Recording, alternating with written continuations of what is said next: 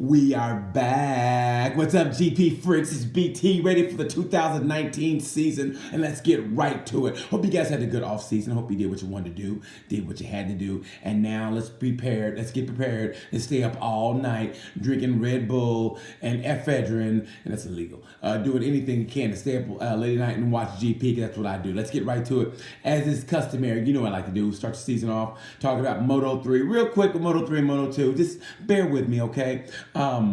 With Moto 3, I think watch for Canon Chu, watch for Sumi Sasaki, Katsu Suzuki, Jamie Masia, and Lorenzo Della Porta, those guys, and also Aaron Canet.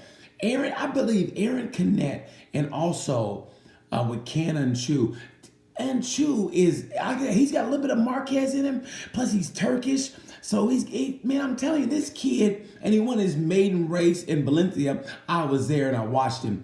This kid is great. I think great things will come from him, and he's emotional. I don't know if you remember the race in the Red Bull Rookies Cup. Yeah, I watch everything. In the Red Bull Rookies Cup, where he lost the race, but he made a podium, but he lost the race, and he was crying, and he couldn't do the interview. I like the passion. We'll see how it plays out when things don't go well. But I think it's going to be great. Between he and Aaron Canet, it's like putting two honey badgers in a sack and having them go at it. It's like, ooh.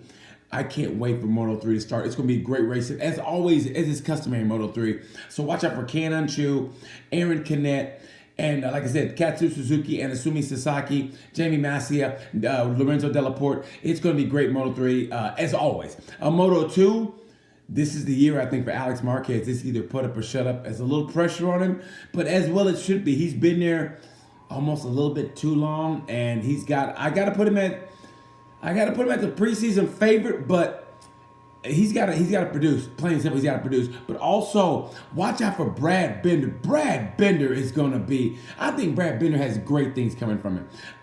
Watch, he's on KTM. He had a great year last year. He needs to be a little bit more consistent, but Brad Binder, watch out for him. Watch out for Iker Luciano. Watch out for Lowe's. Lowe's is running really good. And you got Tom Luthi. Luthi, I think, won the championship before. Luthi's about 60, 70 years old? Luke's about 70 years old. And he's back in Moto 2. Watch out for him.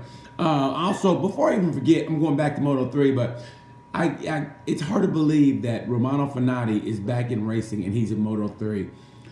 Like I said what I said when he did what he did on the track. And I don't know how he's going to be welcome in the paddock, but he's lucky. Anyway, you got to look out for him to be in the title hunt also. He's old enough, but I hope he's matured and he got a second chance. Well, actually a third chance, I like to say. So good luck to Romano Fenati. All right, let's get to GP. GP is going to be, I always say this every year, but I believe it. 2019 will be the best year GP's ever had. You got, first let's talk about the handicap Hondas. Between Lorenzo and Marquez, both of those are injured. Both of those guys are injured. Let me tell you something about Marquez. I watched his face during all the preseason testing, and that shoulder's not all the way 100%. Even he said it. I mean, it doesn't sound like much, but when he's doing this before he gets on the bike, that says something. And Marquez, and he likes to push it, so he's got to either alter his style, or he's risking more serious danger to that shoulder. Let me tell you something. He needs to take a page out of Lorenzo's book. Remember Lorenzo when he was crashing a lot, and the doctors told him, "Hey, listen, if you keep crashing like this, your career is gonna be cut short." And remember when he did that, when he joined the Chinese space program in China GP, when he broke both his ankles. Remember, nobody high size like Lorenzo. I don't know what it is about him. He high size like nobody. Even to this day, he's still high size. So watch out for Marquez and watch out for Lorenzo. They're dealing with injuries, and if I was another team, you got to pounce on them right now because Honda is a little bit wounded. I don't think they're going to be 100%. They're still going to be racing hard, but they're not going to be 100%, which leads me to this. Maverick Vinales might have the best year ever. I think Maverick, he's led all the time, basically. He's been in the top 5 in testing. And I know testing and the race are different, but Maverick Vinales, he changed everything. He changed his number on his bike. He changed his whole entire pit crew. Probably changed his underwear. I don't know what, but he changed everything, so he probably did change his underwear. Anyway, watch out for Maverick Vinales. I got him as a preseason favorite. Listen, he can take points away from from Marquez, and Marquez is going to be hurt, but he's still going to push. But like I said, if he keeps pushing and he keeps crashing, he might hurt that shoulder even more. And like I said, he's not really looking right. So I think it's the perfect time for Vinales to pounce on him. I can see Vinales going 3-0. So watch out for Vinales at the beginning of the season. Watch out for the Ducatis. Watch out for Petrucci. Petrucci's got nothing to lose. He's on a 1-year contract. Let's be honest.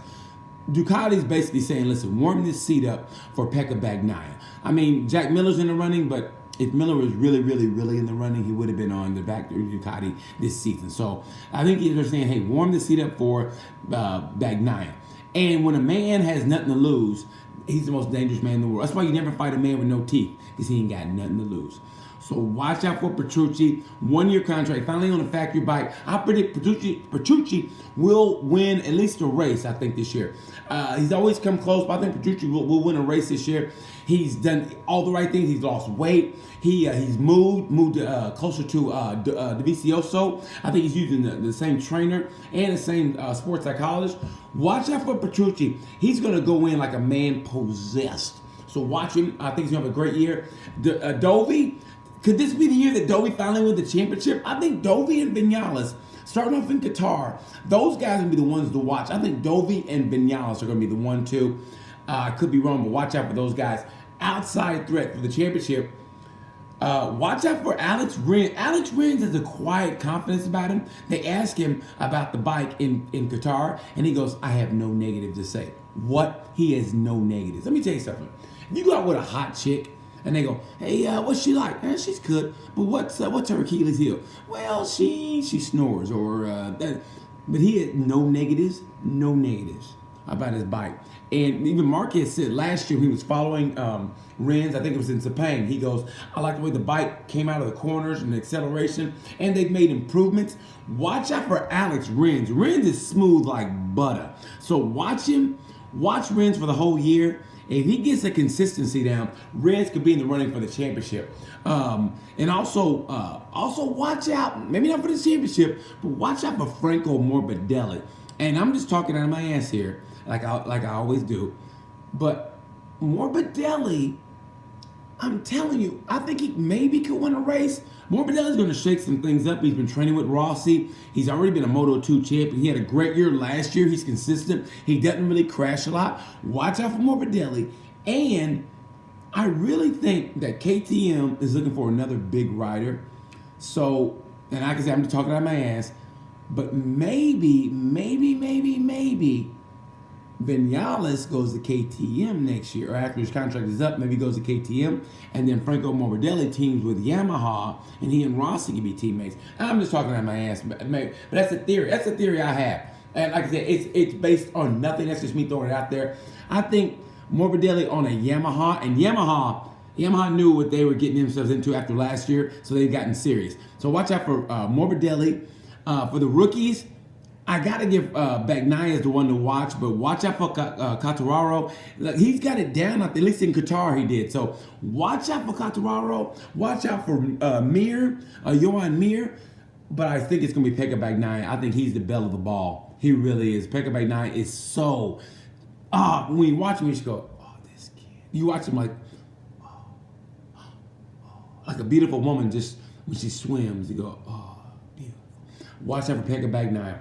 On the year, I really think we're going to have vying for the championship. I think it's going to go down to seven guys could potentially win the championship.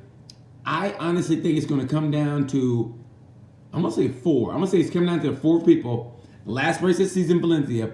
And I think we're going to have at least 8 different Grand Prix winners. That's my prediction. 8 different Grand Prix winners.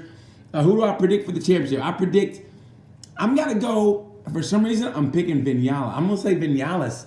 I like Vinales. He's confident. I think he's got his head on right. Like I said, he's got a new crew. He changed his number. Doesn't sound like much, but he changed his number. It's like a rebirth. It's like he's born again. Without all the, religious stuff. But he's born again. He got a brand new number, whole new pit crew. Got Julio Simon's going to be his rider coach. Watch out for Vinales in his year for the championship. Mark obviously is going to be there. But like I said, watch out for that shoulder. If that shoulder doesn't heal right, Mark could be in a world of trouble in the future, so watch out for him. But I think Lorenzo's going to get it down quicker, sooner than later. And Lorenzo's going to be in the hunt also. And I can't talk about MotoGP without talking about the GOAT. Rossi's always going to be there, but watch out for Rossi. This might be the year that he decides to hang it up after this year or sign for a year contract. I mean, I love Rossi, but I mean, you can only fight out Father Time for so long. He's always going to be there. He's a racer. I think he's happy, but he's apprehensive. I've been watching his body language. It's going to be the best year GP ever. So that's my prediction for Qatar. I'm going to say the winner for Qatar, I think it's going to be between Dovi, Petrucci, Vinales. That's for the podium. Dovi, Petrucci, Vinales for the year. 7 different riders. I'm going to say 8 different riders win a race. And I'm going to say for the championship, it's going to come down to 4 riders. That's how great 2019 is. I just want to get that out there to you guys. Starting it off, I couldn't wait to get this done. It's obvious I'm going way longer. But anyway, hope you guys are watching. Hope you appreciate what I do. I appreciate you guys for watching. And let's get ready for 2019, greatest season MotoGP ever. Yeah, hit me back with some replies, okay? Until then, take it easy. You know the word.